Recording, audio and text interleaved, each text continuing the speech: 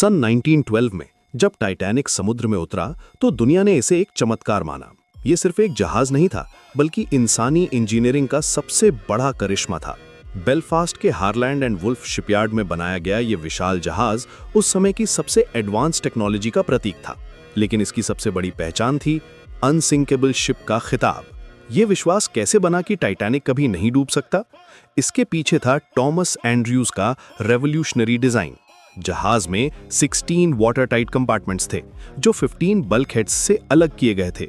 इन compartments के दरवाजे bridge से एक इलेक्ट्रिक स्विच दबाकर तुरंत बंद हो जाते थे।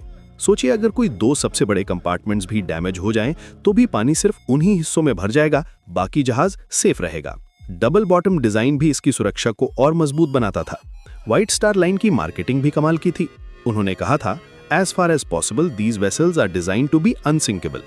ट्रेड पब्लिकेशंस ने इसे प्रैक्टिकली अनसिंकेबल बताया था। दिलचस्प बात यह है कि उस जमाने में दूसरे जहाज भी सिमिलर क्लेम्स करते थे, जैसे मारुटिनिया भी प्रैक्टिकली अनसिंकेबल कहलाता था। लेकिन उस जमाने में लोग सेफ्टी से ज्यादा लग्जरी पर फोकस करते थे। टाइटैनिक की असली सेलिंग पॉइंट थी इसकी grandeur. Electric lights, elevators, swimming pool, gymnasium, Turkish bath, ये फ्लोटिंग पैलेस था। फर्स्ट क्लास पैसेंजर्स इसे प्रेस्टीज के लिए चूज करते थे, सेफ्टी के लिए नहीं।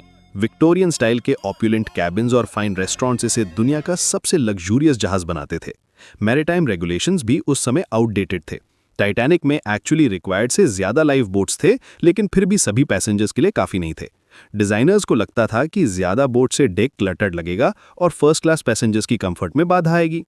Ironically, unsinkable term actually popular हुआ ट्रेजेडी के बाद, जब Philip Franklin White Star Line के वाइस प्रेसिडेंट को सिंकिंग की खबर मिली तो उन्होंने कहा था, आई थॉट हर अनसिंकेबल। ये कहानी हमें सिखाती है कि ओवर कॉन्फिडेंस कितना खतरनाक हो सकता है। टेक्नोलॉजी पर ब्लाइंड फेथ और नेचर की पार को अंडर एस्टिमेट करना, यही था टाइटैनिक की सबसे बड़ी गलती।